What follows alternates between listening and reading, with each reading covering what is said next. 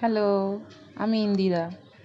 হাসছো তো যে নাম তো লেখাই আছে, আবার ইন্দিরা বলছে কেন? আসলে তোমাদের মন জয় করতে চাইছি, কারণ ভিডিওটা আজকে খুব বড় হতে চলেছে। যাতে তোমরা সবাই আমার ভিডিওটা শেষ পর্যন্ত দেখো, তাই একটু এই বাটারিং করছিলাম আর কি। এই দেখো, এটা হচ্ছে বৃহস্পতিবার বিকেলে হেঁটে এসে মেয়েকে নিয়ে হেঁটে এসেছি, এসে বসে পড়েছি ওই বুধবার দিনকে যে বাজারগুলো করে এনেছিলাম সেইগুলোকে গুছিয়ে গেছি রাখতে।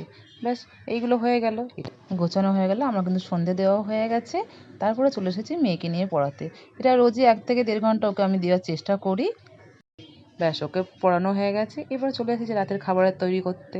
সাথে আমি কাল সকালে যেটা রান্না করব সেটাও আমি চালটা ভিজিয়ে নিচ্ছি। দেখো কত তাড়াতাড়ি সবটা করে নিচ্ছি, তাই না?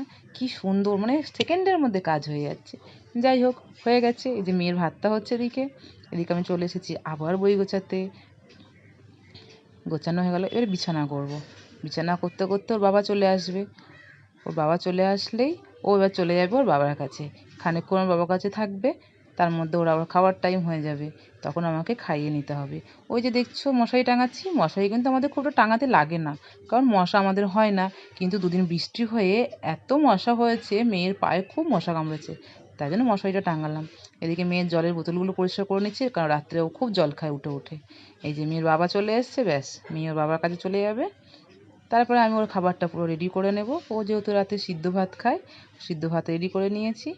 এই যে খাওয়ানোটা, এটা একটা যুদ্ধ, মানে যুদ্ধ বলে যুদ্ধ।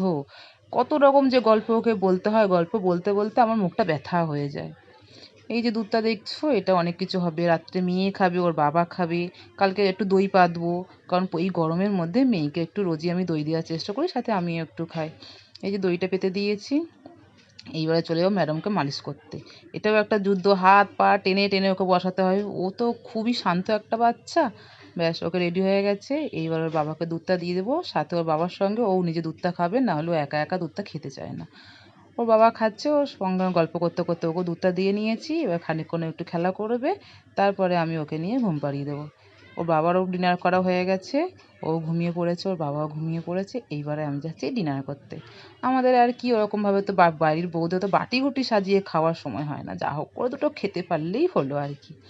খেয়ে বাসন ধুয়ে তারপরে যাব আমি আবার ওই ঘরে, কারণ ওই ঘরটা যুদ্ধ করে ঘরটা নোংরা করে রেখেছি। ব্যাস, এই যে এই ঘরটা পরিষ্কার করতে চলে আসলাম। এইবারে আমি কালকে যা রান্নাগুলো হবে সেইগুলো জোগাড় করে রাখলাম। চলো, আবার কাল সকালে দেখা আছে, টাটা।